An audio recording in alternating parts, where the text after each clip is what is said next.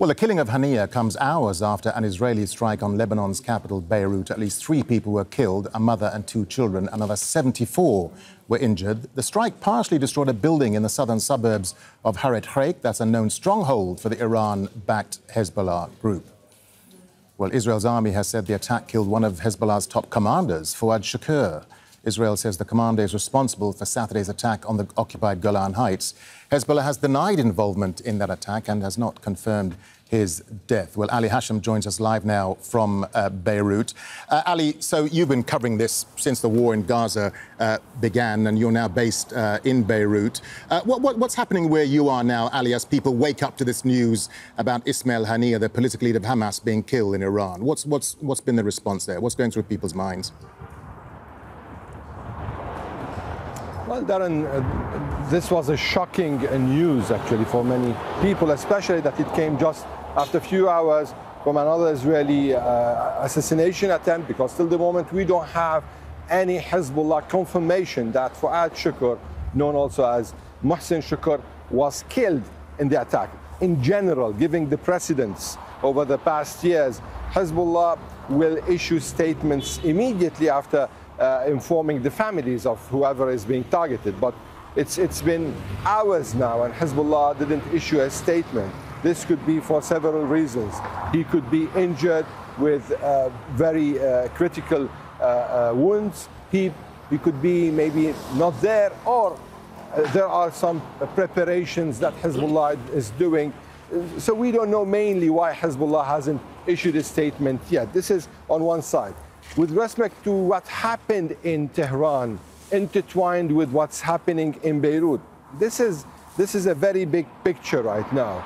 And this is making the stakes very high, not only for the leaderships, not only for Hezbollah in Lebanon, not only for Iran, but even for the people of the region, because this is alarming, actually, that there might be something bigger than what's already happening. And we saw just a few months ago when Israel targeted an Iranian consulate in Damascus, how the region went into a war status for a few days, and then we saw the Iranian attack, the Iranian retaliation on Israel. So right now everyone is anticipating. We have 2 parallel assassinations, 2 parallel high-ranking assassinations. Also, this has another angle to look at it.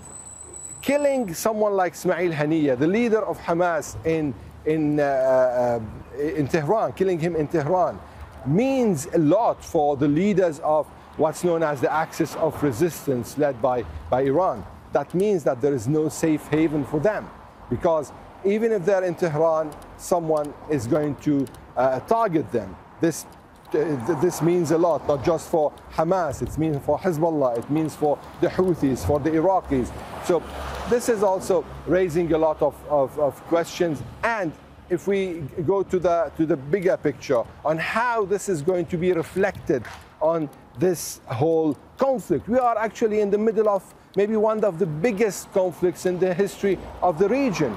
Very intertwined, very multi-layered, and there are several fronts engaged in it, whether directly or indirectly, whether in support or like now in Lebanon, the situation is becoming more like a direct confrontation. So how this is going to be reflected, these are also what people are thinking of, because this will have direct impact on their lives. This will have direct impact on their stability. So the problem is that everyone is seeing right now Israel dragging Iran into this conflict directly, because an attack on Iranian soil would mean an Iranian retaliation, just as we saw in the attack in Damascus, given the fact that an Iranian consulate was attacked. There's another thing to take into consideration, Darren.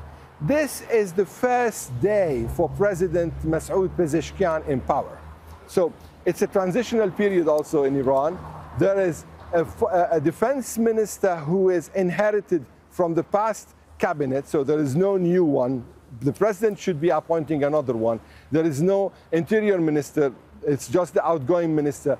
It's a country in transition at this moment, and with such a very big attack, I mean, the weight of the attack, the new government maybe would need to take big decisions. That's why we're hearing right now that the Supreme National Security Council in Iran, led by the Supreme Leader, might be convening. Now, we don't know whether this is confirmed or not, but at least for now, there are reports that the Supreme National Security Council is convening. And whenever this council is convening, it's to take big decisions. All right, Al Jazeera's Ali Hashem live there from the Lebanese capital, Beirut. Ali, thank you for that. Make sure to subscribe to our channel to get the latest news from Al Jazeera.